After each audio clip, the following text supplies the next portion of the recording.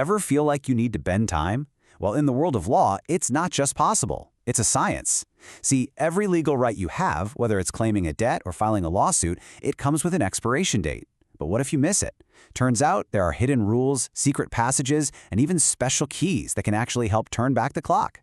So let's grab our legal stopwatches and dive into the fascinating rules of legal time travel. So, picture this. You've missed a critical legal deadline. Is that it? Is it just game over? It's a terrifying thought for sure. But the answer, fascinatingly, is not always. The law actually has a built-in system for these exact situations, but navigating it is like trying to solve a pretty complex maze. So why do we even have these deadlines? Well, it's all because of a law called the Limitation Act of 1963. Think of it as the official stopwatch for the entire legal system. And it's there for a really important reason: finality. The law has to strike a balance, right? On one side, people deserve their day in court. But on the other, you can't have the threat of a lawsuit from 20 years ago hanging over someone's head forever. This act sets those all-important time limits. Now, you might think that when a case lands on a judge's desk, they immediately dive into the drama of who did what. But nope. Before anything else, they become a timekeeper. They run a very specific, four-step check to see if the case is even allowed in the door. And it's actually a super logical step-by-step process. Step 1, what's the actual problem here? Lawyers have a fancy term for this, the cause of action, but really it's just the thing that happened that gives you the right to sue. Step 2, when did this whole thing go down? Step 3, the judge looks up the official time limit for this type of case in the Limitation Act's rulebook. And finally, Step 4, they do the final calculation to get the real deadline. And it's in this last step where all the magic, all the legal time travel really happens. To really get what's happening in that final calculation, we need to talk about the two main ways the law can give you more time. And I want you to think about them like this: secret passages and special keys. They both help you get through the maze, but boy, do they work differently. And getting the order right is absolutely critical. Okay, so on one side, we've got exclusions. These are our secret passages. Think of these as mandatory automatic pauses on the clock. For instance, if you spent a few months arguing your case in the wrong court by mistake, the law says that time doesn't count against you. The clock literally just stops. And these are calculated before a final deadline is even set. Then, on the other side, we have exceptions. These are our special keys. You only use these after your deadline is already passed. This is you asking the judge for a second chance, pleading that you had a sufficient cause for being late. This isn't a right, it's a plea for mercy that the judge may or may not grant.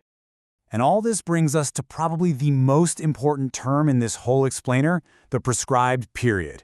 This isn't just the standard time limit you find in a book. Nope. This is the final official deadline you get after the judge has already applied all those automatic secret passages, all those exclusions. So remember this date. Once this day passes, your only hope is pleading with one of those special keys. Okay, so I've been saying the order you use these passages and keys is everything. To show you just how high the stakes are, let's walk through a little story. We'll call it the costly holiday mistake. So, the story kicks off with a really helpful-sounding rule in Section 4 of the Act. It's pretty straightforward. If your final deadline, your prescribed period, lands on a day the court is closed, say a Sunday or a public holiday, no sweat. You can just file your case on the very next day the court is open. Seems simple enough, right?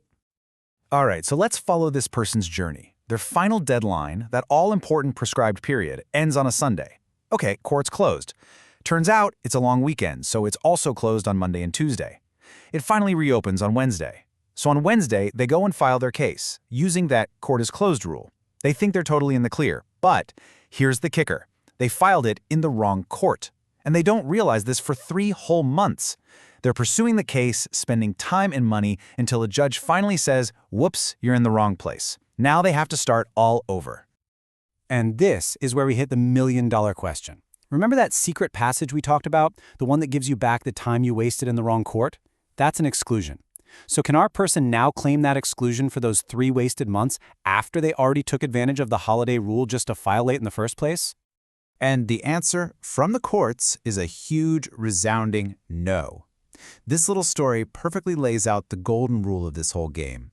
You cannot use a secret passage after you've already used a special key. The order is set in stone.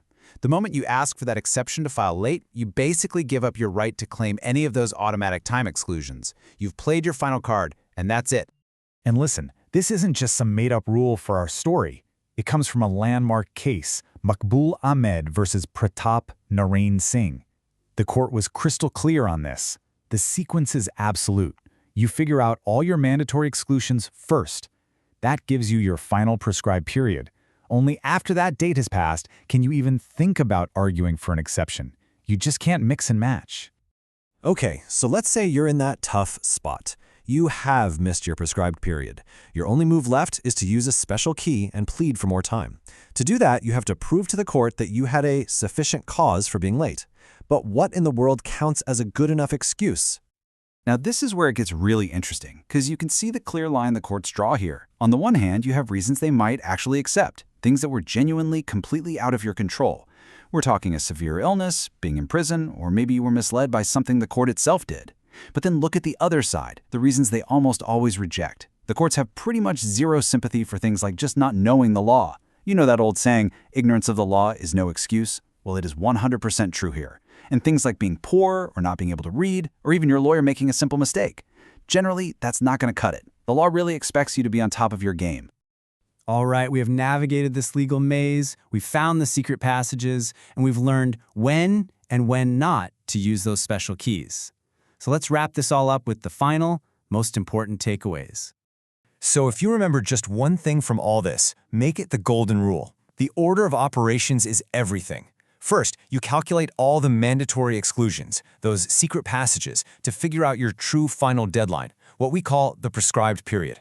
Then, and only then, if you've missed that deadline, can you try to use a special key and plead for a discretionary exception. You can never, ever reverse that order. It's a system that has some flexibility built in, for sure, but you absolutely have to play by its very, very specific rules. You know, it really goes to show you that the law isn't just one simple rulebook. It's this incredibly complex system with layers upon layers of procedure and sequence. It's a rulebook, sure, but it's one where you have to understand the rules about the rules. And getting that right, well, that can mean the difference between getting justice and having your case thrown out before it even gets started.